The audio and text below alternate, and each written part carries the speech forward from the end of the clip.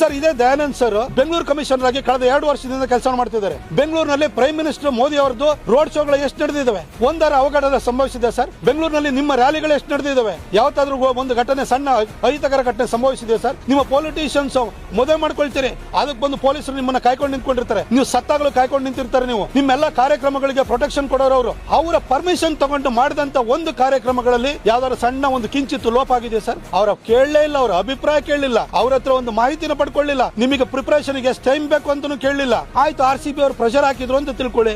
RCB ಅವರ pressure ಗೆ ಒಳಗಾಗುವಂತಹ ನಿಮಗೆ ದರ್ದು ನಿಮಗೇನಿತ್ತು ಸರ್? ನಿಮಗೆ ಅಲ್ಲಿ ಹೋಗಿ ಚಿನ್ನಸ್ವಾಮಿ ಸ್ಟೇಡಿಯಂ ಅಲ್ಲಿ ನಡೆದಂತ ಕಾರ್ಯಕ್ರಮನೇ ಗೊತ್ತಿಲ್ಲ ಅಂತ ಹೇಳ್ತೀರಿ. ನಿಮ್ಮ DK ಶಿವಕುಮಾರ್ ಅವರು ಹೋಗಿ ಕಪ್ ಹಿಡಿದು ಎತ್ಕೊಂಡು ನಿಂತಿರೋದು ನೋಡಿಲ್ವ ನೀವು? ನಿಮ್ಮನ್ನ ಯಾರಾದ್ರೂ ಏರ್ಪೋರ್ಟ್ ಗೆ ಬನ್ನಿ, ನಿಮಗೆ ರಿಸೀವ್ ಮಾಡಕ್ಕೆ ಬನ್ನಿ ಅಂತ ಕರೆದಿದ್ರ ನೀವು? ಅಲ್ಲಿ ನಿಮ್ಮ ಉಪಮುಖ್ಯಮಂತ್ರಿಗೆ, ನಿಮ್ಮ ಮಂತ್ರಿಗಳಿಗೆ, ನಿಮ್ಮ MLA ಗಳಿಗೆ, ನಿಮ್ಮ ಸಚಿವರಿಗೆ ವಿಧಾನಸೌಧ ಎದುರುಗಡೆ ಪ್ರೊಟೆಕ್ಷನ್ ಕೊಡಬೇಕು, ಜನರನ್ನು ಮೇಂಟೈನ್ ಮಾಡಬೇಕು. ಹೆಂಗ್ ಮಾಡಕ್ಕಾಗುತ್ತೆ ಸರ್? ಇಷ್ಟು IPL ಮ್ಯಾಚ್ ಗಳು ಬೆಂಗಳೂರಿನಲ್ಲಿ ನಡೆದು ಒಂದಾರು ಘಟನೆ ಸಂಭವಿಸಿದೆ ಸರ್. ಬೆಂಗಳೂರು ಪೊಲೀಸ್ ಎಫಿಷಿಯಂಟ್ ಆಗಿ ಕೆಲಸ ಮಾಡಿಲ್ಲ ಸರ್. ಬೆಂಗಳೂರು ಪೊಲೀಸ್ ಕಮಿಷನ್ ನೀವು ಸಸ್ಪೆನ್ಷನ್ ಮಾಡ್ತೀರಿ ಅಂತಂದ್ರೆ ಇಡೀ ಪೊಲೀಸ್ ಇಲಾಖೆ ಮೊರಾಲ್ ಎಲ್ಲಿಗೆ ಹೋಗ್ಬೇಕು ಸರ್? ಈ ಕಾನೂನು ಸುವ್ಯವಸ್ಥೆಯನ್ನು ಕಾಪಾಡೋರು ಅವರು.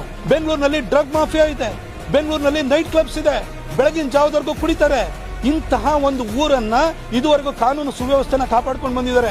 ಇಡೀ ಇಲಾಖೆ ಮೇಲೆ ಇವತ್ತು ನೀವು ಟಾರ್ಗೆಟ್ ಮಾಡಿಕೊಂಡು ನಿಮ್ಮ ಎಲ್ಲಾ ಒಂದು ಏನ್ ತೆವಲುಗಳಿದೆಯಲ್ಲ, ಬುಕ್ಕಡೆ ಪ್ರಚಾರ ತಗೊಳ್ಳೋದು, ಅದಕ್ಕೂ ಅವ್ರ ಪ್ರೊಟೆಕ್ಷನ್ ಕೊಡಬೇಕು ಅಂತ ಹೇಳಿ ನೀವು ಅವ್ರನ್ನ ದುರ್ಬಳಕೆ ಮಾಡ್ಕೊಳ್ತಿದ್ದೀರಾ.